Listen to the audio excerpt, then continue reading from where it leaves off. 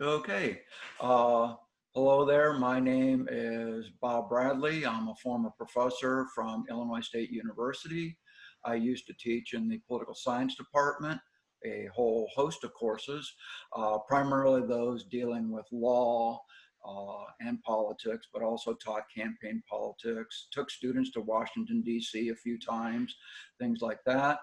Joining me today is State Senator Jason Barickman, who, from maybe his perspective that he wants to keep quiet, either had the pleasure or non-pleasure of being a student in my classes. Before we get started, I want to thank the Office of Alumni Engagement at ISU for assisting with this and helping to disseminate it to alumni.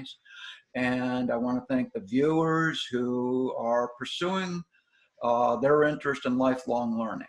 That is a major goal of mine right now, and I think lifelong learning keeps you active, keeps you young, if nothing else in mind.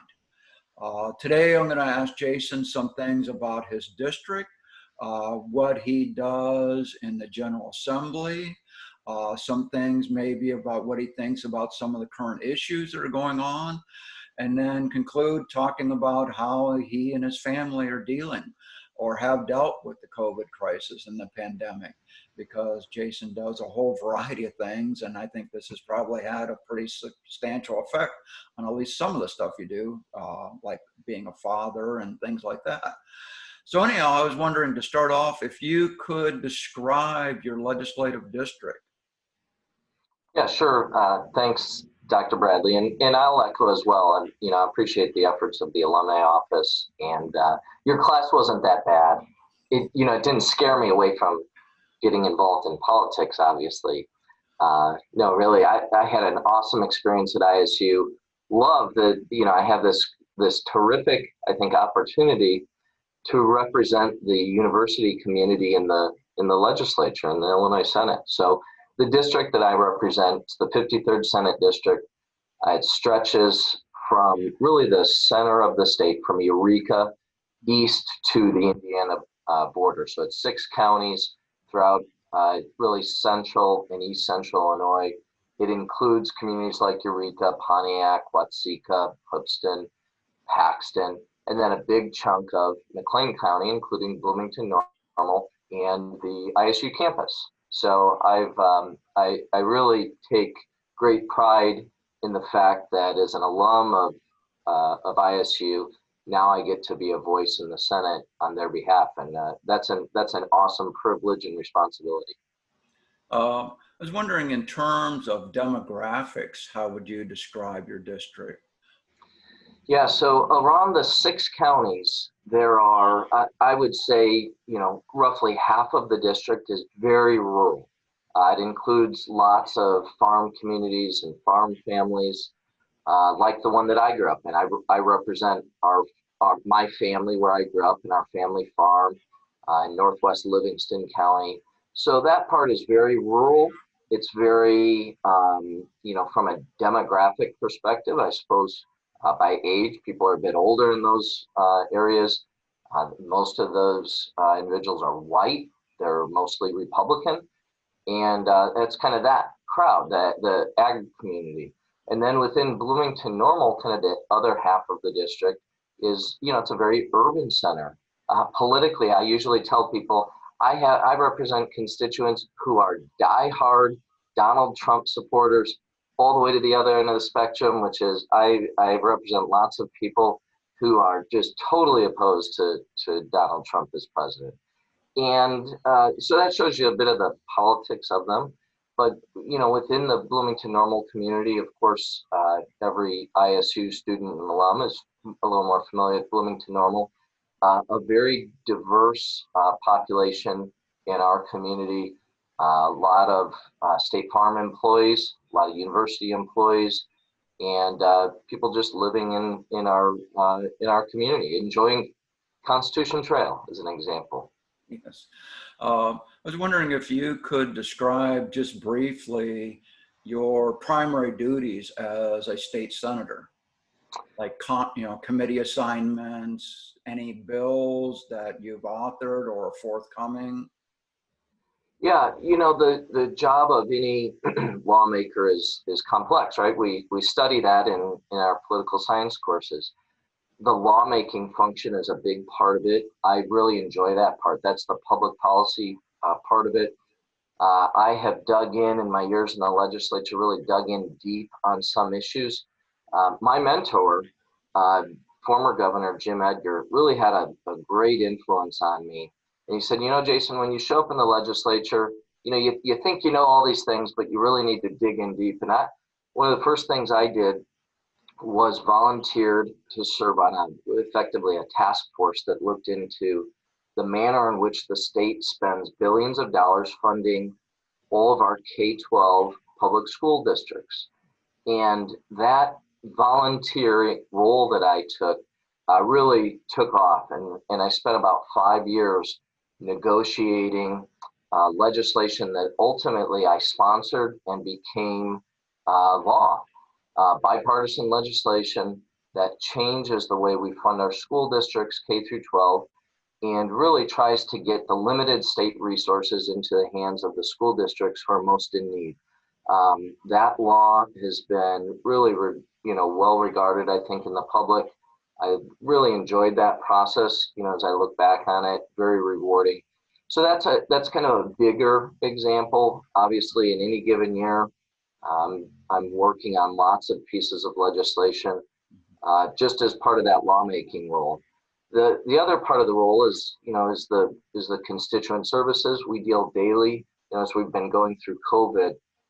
I represent lots and lots of people who've been unemployed. They're trying to navigate the state's, it's called the Department of Employment Security, the state agency where one would receive unemployment benefits. We do a lot of that type of work right now. We deal with everything from driver's license problems to FOID and concealed carry type issues, medical and healthcare issues. Constituent services is just a constant part of a good representative in government. So, Okay. Well, before you became a state senator, you were in fact a state representative. And I was wondering if you could acquaint the viewers with what you perceive now holding both positions or having held both positions. What are the primary differences between being a state representative and a state senator? And conclude that with which one do you like more? the joke, and there's always truth to some jokes. And the joke is that the Senate is half the number of people with twice the egos. So if you haven't heard that one, Bob, you better use it in your class when you're talking about these.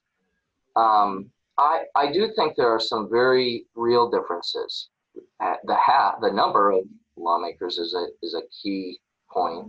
As a member of the Senate, we represent twice as many constituents, represent roughly 220,000 people. So the districts that we represent are generally geographically larger. But the real, I think, critical piece of the difference of the House and Senate. First of all, the Senate has longer terms. Most Senate, it's a little difficult to explain in a nutshell, but most terms in the Illinois Senate are 4-year terms versus 2 in the House. And what that allows is for a lawmaker to really dig in deeper to the public policy aspects of the job and not be focused on the constant rigors of an election being around the corner. The result, I think, I greatly prefer the Senate to the House. I think of the House as more of a ruckus chamber. There's lots of egos everywhere in politics, but in the House, it's more of a rough and tumble attitude, even when there's a debate. In the Senate, the decorum, the civility among lawmakers, I think is really good. It's real positive. I would easily tell you, that for me as a Republican, I have some great colleagues on the other side of the aisle. Strong Democrats. We don't agree on some big issues, but we work together a lot. And there's a mutual respect that it's not that it doesn't exist in the House. I just think it's easier to get to that, to work on those bigger, more complex issues. And, Bob, you and I have talked about this. I mean, the civility that is totally lacking in politics. I think you see some of that in the Illinois Senate, and that's a really good thing. I greatly, enjoy that type of more civil environment, and as a result, I just think it's a great place to have an opportunity to serve the public. Yeah, it's great to hear that there's still civility in an elected branch of government, whatever it is, because as you're well aware, we're getting national reports pretty much daily, almost hourly, of the lack of civility. Given just yesterday, there was a major speech made by a woman representative, basically chastising a person of the opposite party who called her a very derogatory name, and it happened to be caught on the media. And it's nice to, boy, it's very nice to hear that there's still civility, at least in one part of government.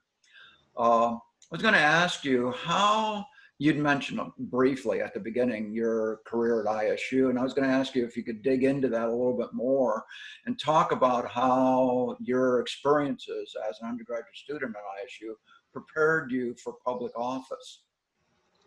Yeah, I do. I loved my ISU experience. I came in. I attended a really small high school where I'm from, on a farm, Woodland School. I think I had about 40 students in my graduating high school class. And so I landed at ISU, and to me, it was this giant community, and it was this giant campus. And I fell into it appropriately, I would say. I came on campus. I wasn't really intimidated by the size, but I tried to find my way around. I ended up getting very involved in a number of extracurricular activities. Ultimately, I served in student government. We'll come back to that maybe in a second.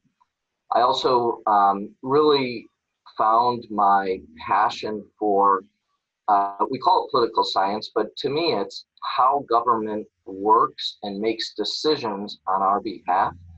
And I really just, it fit for me to study that and to really learn through that. I had some great professors, yourself, Dr. Nassar had a really big impact on me. Tim Reddy, who taught, special interest groups. Oh boy, some of these classes were just so significant in creating a foundation. And then those extracurriculars I talked about in student government. I ended up ultimately running for the student body president my last year of school, won that election.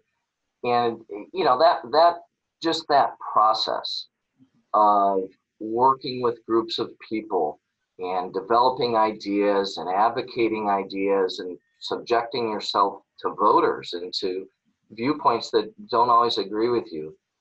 Really, really great experience. We had the Dean of Students at the time was Dr. Boschini.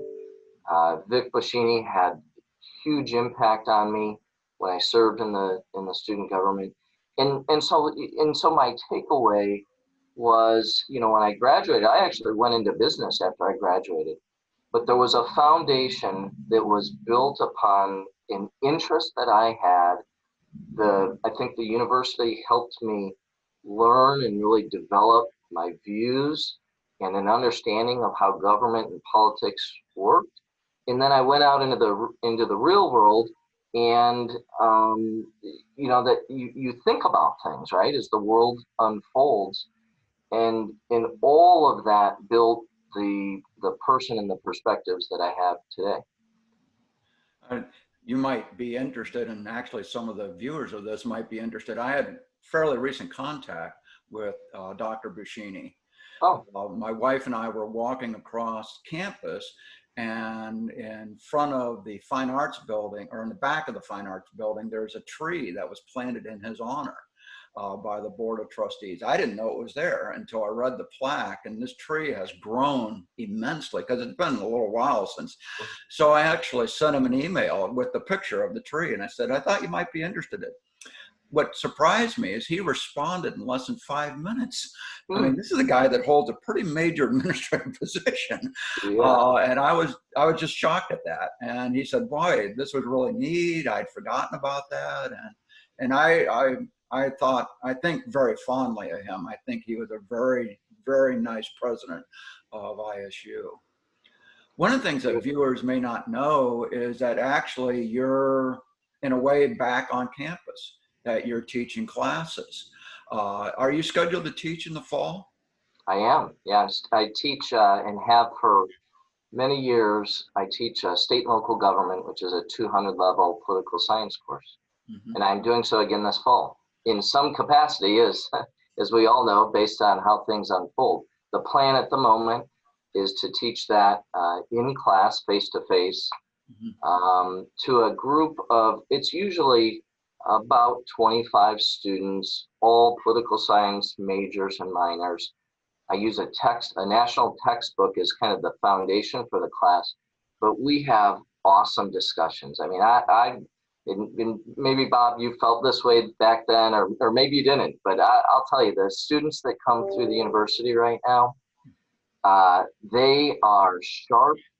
They have strong opinions, really diverse. I mean, every class, one of the first things we do is we talk about issues and kind of some political stuff, and you'll see the most right-wing conservative voice in the room with the most liberal progressive activists, and we have really sometimes heated but appropriate civil discussions and debates in classes. And then the whole structure of the class is to learn about state and local government. So we talk about the legislative branch as an example. And in doing so, we use, again, the textbook as a foundation, but really I'm trying to bring my experiences. I brought, when we talked about the executive branch and the role of the governor, I often will bring Governor Edgar in, and he'll just talk about his experiences for a class. I love teaching it, and I hope that the students also get, as much of it out of the class as I do. It's been a great experience. Well, right now would be an unbelievable time to be teaching state and local government because of a number of things that are going on across the country. I mean, I think of what's going on in Georgia right now, where you have the governor essentially suing a mayor over mask policy, and then vice versa. Which brings me to a question in regard to Illinois. One of the things that's come up in Illinois is there's been some reaction to the governor's use of emergency powers. Some of it's been positive, some of it's been very negative. You've had a few of your colleagues who have actually taken the governor to court, and one down in Clay County, one up sort of toward Rock Island. And what do you think when the General Assembly comes back, and let's say this is part of the agenda? What do you think the General Assembly should do in regard to the emergency powers of the governor? Because I think one of the things that we've all learned is not a lot of people knew the governor had this much power and can exercise it in a way that I think a lot of people didn't fully realize the implications of it. So now that the General Assembly sort of is aware of this, what do you think the General Assembly should do, if anything? Well, I've been very, really vocal about how I think we should be making decisions as a state. And I've been critical of the fact that we're not following the process that is there. So these emergency powers, they've been around for some time. I think previous governors maybe every governor has used these emergency powers for various reasons. But I want to go to this. I'd take us back to late February and March. It was very clear back at that time that the governor needed to step forward and use those powers. Since then, many of us have said that there should be some oversight of the decisions that the governor is making unilaterally. That's the oversight that comes through the natural legislative process of how we move legislation. It goes to committees. We have public input. There's a give and a take. We work with the executive branch and the governor's team as we're making laws. What I've been critical of is that whole process has really taken a back seat. Maybe even it's in the trunk. The governor's continued, we're well beyond that first kind of wave where we were learning about COVID and coronavirus. And we were told back then that the governor had to use his emergency powers because it wasn't safe for the legislature to convene. Well, since then, the legislature has convened. In fact, we had a short, abbreviated session this year. But my point here, Rob, is I think the legislature should be now engaged in this discussion. The governor's issued, I don't know, 40 maybe emergency orders. Those orders have been on really high profile things that the media has reported on, like closing businesses and bars and restaurants. He's had very, at least initially, restrictive rules on churches that created some attention. But those orders, again, there's 40 of them maybe, go all the way down to how marriage ceremonies are conducted, how a notary public would notarize documents, and on and on. Some people like what the governor's orders have done, some people don't, but that's why we have a legislative process, so that we can work through that, so that the people in the state, wherever they're from, can have a voice in it, that they can be represented in a collaboration between the legislative branch and the executive branch. It all goes back to our state's constitution. And I learned this, back when I was at ISU. We have a constitution that says there's these two co-equal branches of government, the legislative branch, the executive branch. And the Constitution lays it all out for us. It says that the legislative branch should make the laws. The executive branch is designed to execute and implement the laws. And what I'd like to see as we work through, COVID and coronavirus isn't going away. What we ought to do is take on this significant public policy issue of how we respond to it, the same way we take other issues that affect Illinoisans. We rely on the process. And I think if the two branches of government were to work together, that we could come together with solutions that the public would more buy into. They'd keep us safe, and they'd allow for the people of the state to have a voice and be represented in a way that's just not occurring today. I had done some research for another thing on the Illinois Emergency Management Act and looked at the scope and breadth of the governor's powers under that act. And there were two things that struck me. First of all, it was not very specific as to how and when that act kicked in. And then the second thing that struck me was just the litany of things that he can do. And I told people, particularly like in Clay County, because he's gotten these two lawsuits out there, if he really wanted to do some stuff to Clay County, it's amazing what he could do to that county. He's not done that, and I don't think he will. I don't think he's that type of person, but it's astounding the list of powers that are in that act given to the governor exclusively. And that might be something the state legislature might want to revisit. Well, and that really was part of your question. I'm certain once we're through this, and we're nowhere near that right now, I wouldn't be surprised to see the legislature revisit that law. I don't think when the law was, initially created, anyone envisioned a scenario where a governor would just kind of take over the state and have these, they're almost unlimited powers. And Governor Pritzker's doing it indefinitely. He's going to do it until someone tells him he has to stop. So I wouldn't be surprised that the legislature revisits that, but it's not going to be immediately. Right. And another thing that's coming sort of on the same wavelength that could happen, which I think would be an interesting scenario, is if Biden chooses Tammy Duckworth to be his running mate, that would necessarily create a vacancy in the Senate seat. As it stands now, as far as I know, the governor still has the power to appoint that.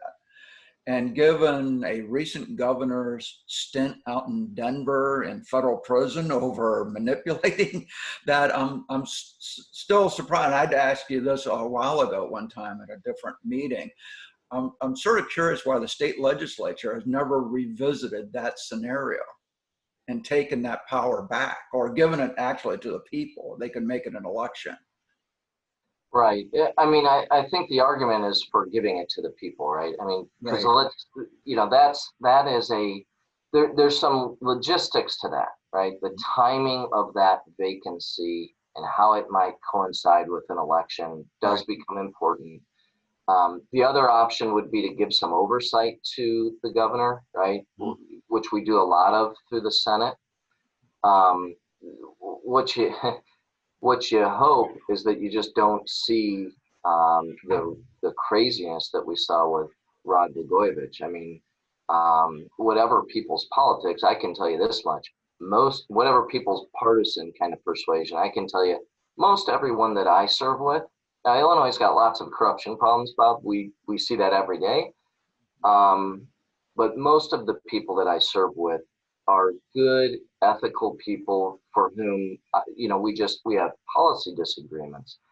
And the ultimate check on all of this is the election process for the person appointing it. So if Pritzker is allowed to make an appointment, ultimately he'd be subjected to voters, and that does hopefully that creates some accountability. Right, right. And I used to teach a class called campaign politics. And in that class, I made it mandatory that everyone had to work in a contested race as a volunteer. And one of the things that I was trying to get through to them, of course, I didn't say this at the beginning, is for them to realize that the people they were working for and the campaign staff were generally 99% of them were ethical, good people. And given what the media tends to focus on, which is the car crash rather than the 90 people that finished the race, I thought that was a valuable lesson. And a lot of people told me that, gee, I'm sort of a Democrat, but I ended up having to work for a Republican because I really didn't have any choice. And lo and behold, I found out that that person was a good, decent person. Hmm. And I think that that's a valuable lesson. It's a really valuable lesson, and I get it, right? I mean, the media sensationalizes things. The result, we live at a time in politics right now that is there's a lot of toxicity to it.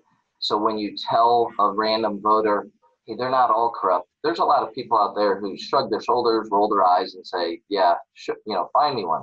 But for those of us who do work in it, we see the day to day, we build relationships with people. I'd be first in the line to tell you that, even though I'm a Republican, I know lots of my Democratic colleagues. I think they're good, ethical people. I enjoy working with them. I enjoy the banter that I have with them from time to time on an issue, no different than you might have, Bob, in Schrader Hall over a cup of coffee with someone. Those things can be healthy disagreements, but they don't suggest that there's a vitriol and negativity, or that the other side is unethical and doing bad things. There's lots of good people, all levels of government, who are just trying to do their best to do their job. Right. And I remember waiting in the lobby of a doctor's office, and a husband and wife were talking about politics. And he said, I'm not going to vote. They're all corrupt. I don't know anybody that's not corrupt in politics. And so I mentioned, actually, I don't know if you ever had him in class, I mentioned George Gordon, who at that time was on the county board. And I say, I know a person who serves in local government who's not corrupt in any way, shape, or form, and is willing to listen to any perspective. Because I just felt, I don't know, maybe it's because of what I do, I just felt the need to call out that statement. Mm-hmm. That statement that everybody's corrupt in politics. They're not. And that's simple.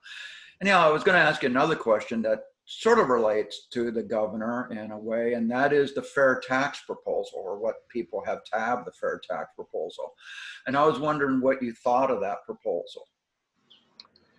Yeah, that proposal worked through the legislative process, and I voted no on it when it came before us. Here's my concern. To talk about Illinois' financial troubles is talking about an issue that I think everyone is abundantly aware of. And I think, the perspective that I have on this, Bob, is really driven by what I've heard from those who have advocated for higher taxes in Illinois over the year. Back in, 2010, 2011, there was an effort then to raise Illinois' income taxes. It ultimately was done. But the message that existed by advocates that back then, this is when I believe Governor Quinn was, when Pat Quinn was governor, the message then was, let us raise taxes and we'll solve the state's financial problems. And that same message came about in 2017, if I've got my years right, when again there was an effort to raise taxes. The message was, let us raise taxes again, we'll solve the problems of our state. Well, here we are today, we're in the year 2020. Governor Pritzker, he both campaigned on it and he muscled it through the legislature. His proposal, which again is based on just let us raise taxes and we'll solve the state's problems.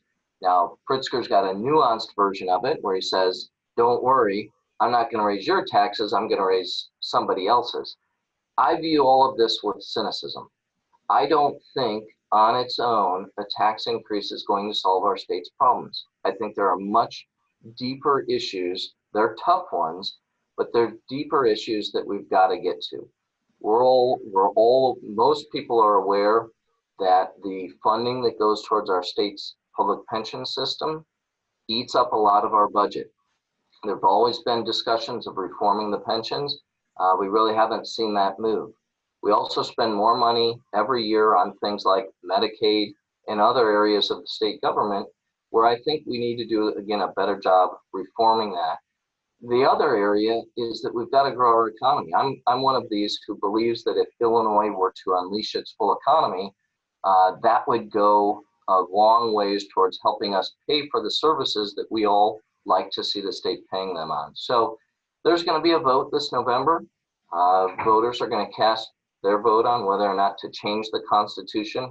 So I don't support that, but however that shakes out is going to dictate how we approach budgeting and those reform issues I put out there next year. Okay.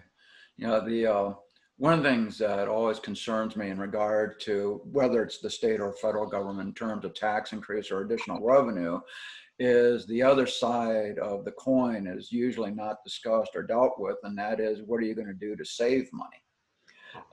And people oftentimes don't want to talk about that because, as you mentioned, it's hard choices. What do you want to cut and how big is going to be the cut? And the federal government right now is a sterling example of that, where it's spending money hand over fist and yet really is not cutting much. And I think we're going to see it we're already seeing it, huge deficits and debts at the federal level. And I'm hoping state of Illinois doesn't fall into the same pattern. And you mentioned something in regard to school funding. What, if anything, do you think should be done, first of all, for higher education? Because oftentimes people see, well, if you increase funding for higher education, well, then it's coming from K through 12 and revenue that they could be getting. And I've spoken with some people deeply involved with higher education.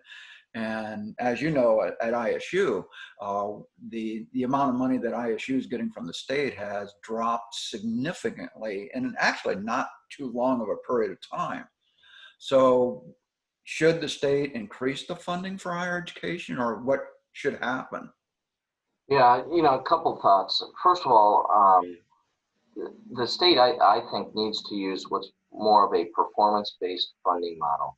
I think we have it a little bit backwards right now in that you take, ISU is the poster child of this. ISU is doing great. I love to see the progress our university is doing, all the key metrics that one might look at to determine the performance and the effectiveness of the university. ISU's trends are constantly moving in the right direction. There's a long history of the strong leaders we've had at the university that have guided that. Certainly today, President Dietz, I think, is doing a great job of that. The state, though, because of the strength of the university, what you're seeing is that the state's not making its investment here. And again, that's why I think that that's backwards. The other area is I think the state needs a plan for higher education. We don't do that now. We look at the higher ed system in the silos that exist. There's the University of Illinois, ISU, Eastern, Western, right? We look at those very narrowly and individually. I'd like to see the state come up with a plan that really encourages our higher ed system to do what they do best. And that's what the state should invest in.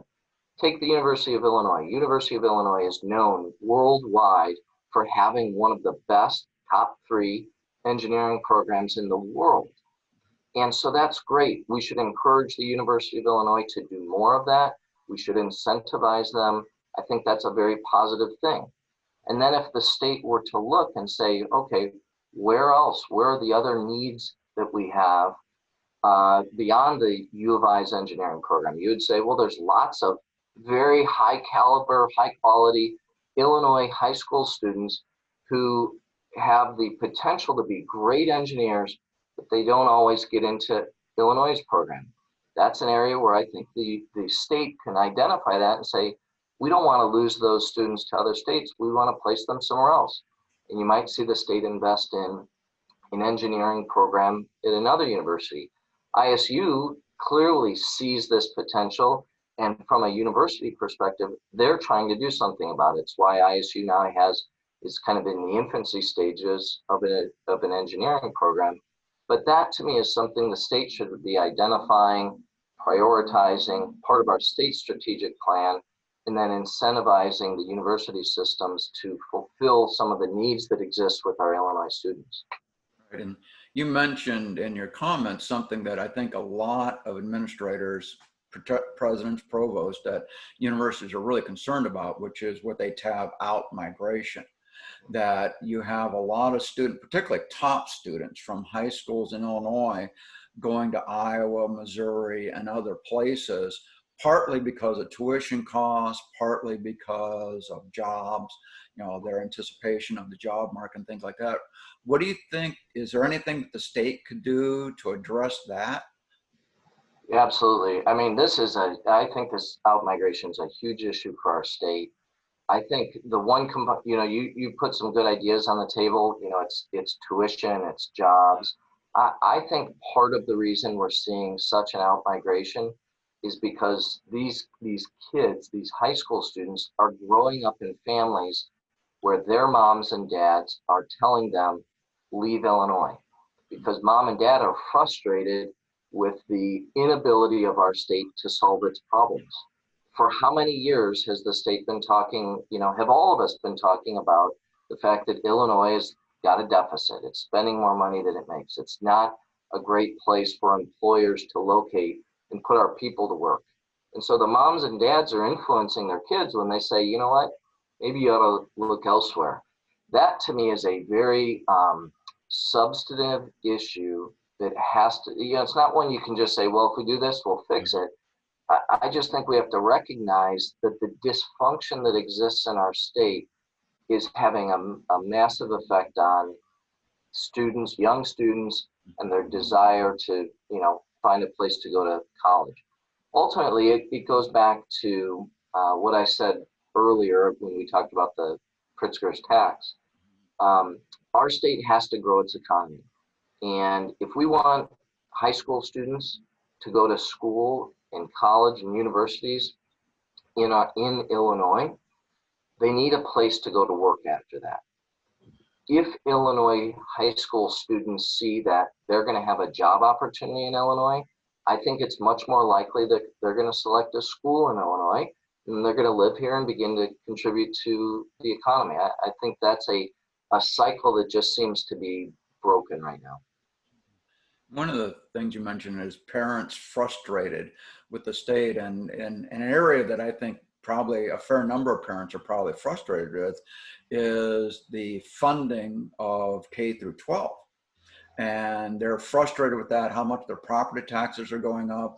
They're seeing in rural areas like you grew up, how many schools are now consolidating and how many, it's the Jones, Smith, whatever school, where all 4 of those schools used to be rivals. They all had their own schools and everything else. And now they're all together simply because they can't afford not to. What can the state do to address that? Yeah, this is one of the areas that I actually think we've seen some bright spots in. Doesn't mean we've solved the problem, but I think we've taken some meaningful steps towards it. I mentioned early on, I spent those years working on revising the state's school funding formula. And what we've seen as a result of that is that the state of Illinois is investing hundreds of millions of dollars more every year. And year after year, what this means is we've seen, just in the last 4 years, Bob, I think we've seen more than $1 billion increase in funding to our K-12 school system. Those dollars are going to schools that are most in need. And we have, as you go around the state, we're all aware that there's a big disparity between some school districts and others. Most of a school district's funding is through its local property taxes. So if you're an area that has high property wealth, you tend to have a public school system that is very well funded. If you grow up in an area like mine, a rural community where there isn't a lot of great property wealth, then you're seeing the schools are less well funded. I think the change in the school funding formula helps that incredibly and directs money to where it needs to be. And the outcome of that's one of the things that we really need to start focusing on is now that we're year after year, we're spending more money on the schools. What we now need to see is where we're having a return on that investment. Are we seeing lower classroom sizes as a result of lower classroom sizes? Are we seeing more success in the students' learning? These are things that we can measure, we can learn from, and then make sure that our future investments, again, get to where they're going to have the most impact. That's great to hear. I remember a while ago, I had to go up to Maine South as part of something that I was doing, and they took me on a tour of their campus, and it was eye-popping to see their technology. I mean, their computer was better than their computer labs were better than what at ISU had at the time. And then not too long after that, I went to Gridley, and it was like, am I in the same state? It was just incredible, the difference in the facilities, the resources, various other things. So it's nice to hear that that's being dealt with. On that, what other issues do you think are of concern to the state? Once the General Assembly starts meeting back full time, what do you think should be the hot button items? Probably goes without saying that, first and foremost, we've got a budget issue that we've got to reconcile. And, before COVID, our state was in very precarious financial footing. With COVID, it's really exacerbated that. You've seen that the state spending has gone up, and it's gone up in areas that I support. I mean, I think the state has a role in responding to this pandemic. But while state spending has gone up, we've also seen that state revenues, primarily through sales taxes and otherwise, really have plummeted. And so that's really exacerbated that financial problem. Job number one, I think, is to get our finances in order. And that's going to be a multi-year plan. I think we have to brace for the fact that we're going to need to make some tough decisions. Hopefully the two parties can come together and really carve out a long-term plan that puts our state on, firm financial footing. I think the other area that's certainly top of mind is that we as a state have to address the corruption that continues to plague our political system. We've been watching, before COVID, we've been seeing all these news reports about these federal criminal investigations that were going on with some very high, power, influential people in our state. Over the last several days, we've seen disclosures by the United States Attorney's Office that that they've reached an agreement with Commonwealth Edison regarding the corrupt activities, the bad decisions that were made at Commonwealth Edison. And we've learned that the person at the center of that very public scandal is House Speaker Mike Madigan, someone who's known to many Illinoisans today. That Speaker Madigan's been in office longer than I've been alive. And he's been speaker for, well, I think, almost every year since 1983, but maybe 2 years. Speaker Madigan has amassed some very significant power and influence in our state government, and now is in the center of what the United States Attorney called a decade-long corruption scheme. And I think the legislature has to respond to that. I think in the immediate sense, you're going to see more and more pressure on Madigan to resign. But even more significantly, I think is that we've got to address the structure of our government that allows one person to amass that kind of power and influence. And so I think, Bob, there's going to be a renewed effort to see some reforms that are going to put the power back in people's hands rather than the politicians' hands. It's things like fair maps. I mean, you talked about the students you've worked with and how you encourage them to work on competitive campaigns. We live in a state where voters don't often have choices in November. There's one, in a legislative race, the maps are drawn in a way that packs all the Democrats in one district, all the Republicans in another. So when you get to November, there's only one choice on the ballot for who represents you in the Senate. That's a total disservice to the public. Fair maps, I think, gets to the heart of that issue. I think we'll talk about term limits, especially as it relates to legislative leaders. Again, Madigan's been speaker for decades, and that's just unhealthy.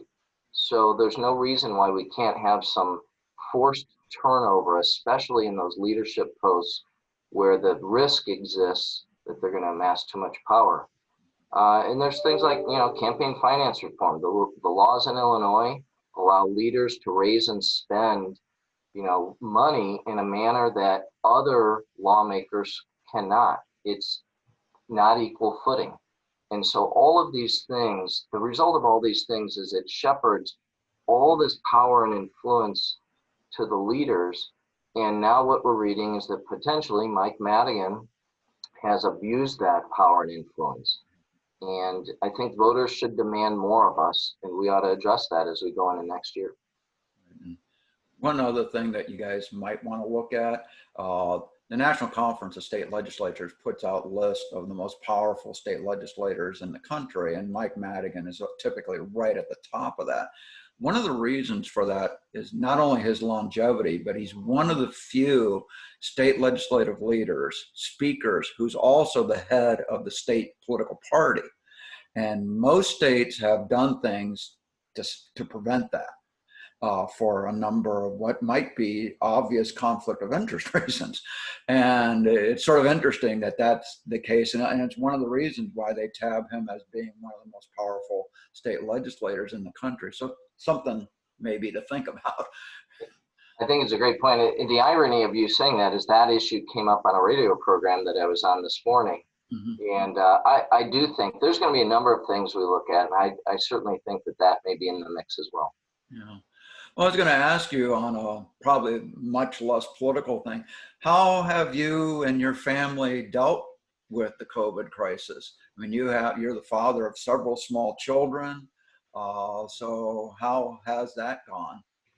Yeah, I'll give you the pros and cons. And let's start with some of the bad stuff, because I always like to leave, on a positive note. But, this spring when the schools close, our kids are, they're going into fourth grade, they're going into second grade, and we have a 3-year-old. So 2 boys and a girl. And when the schools closed this spring, it threw the Barickman house into chaos. My wife and I, we're a well-educated family. We're have the benefit. My wife stays at home. So we were in a unique position, but it was still incredibly tough. For me, as dad/teacher, I tried to help out, but of course I was pulled by my job as we've gone through COVID. The phones and the Zoom calls and everything really, lit up significantly through all that. And so that was a really challenging time. And quite honestly, Bob, as we look to the fall, we're preparing for another tough round. I think that it's more likely that the schools are going to face a closure sooner than later.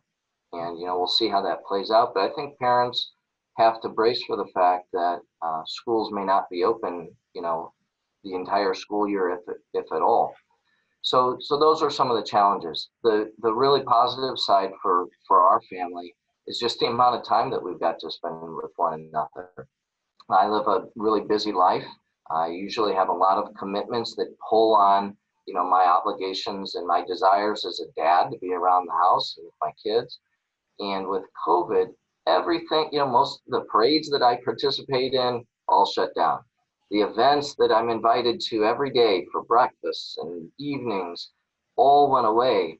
And so the result was I got to act like just a normal dad who comes home after work and spends lots of time with my kids. And I'll be honest, I've loved it.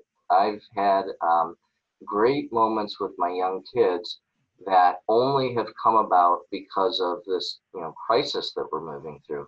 And so I view that as I'm a half glass full type of guy, and I got the full glass on that one. Oh, good. That's great to hear. And I hope as things progress, you'll enjoy the time that you may well have with your children, full blast in the fall and so on. Well, anyhow, I wanted to thank you very much for taking the time to do this Zoom session with me and acquaint the alums with some of the things that you do and some of the things that the General Assembly is going to be addressing. So thank you very much. Well, and thank you as well for the opportunity. And I'd urge, any of your listeners, those who watch this, anytime I can be a resource for them, they shouldn't hesitate to call. Everyone deals with various issues that come out of the state, and our number one job is to serve people. And so, if anyone who's participating in this is struggling with something, they should reach out. You can find all my information, out on the web. I'm on Facebook, Twitter, and all the other things. Reach out to me and let me know how I can help. Be glad to do so. Okay, well, thank you very much. And this will end our session, the recording part of the session.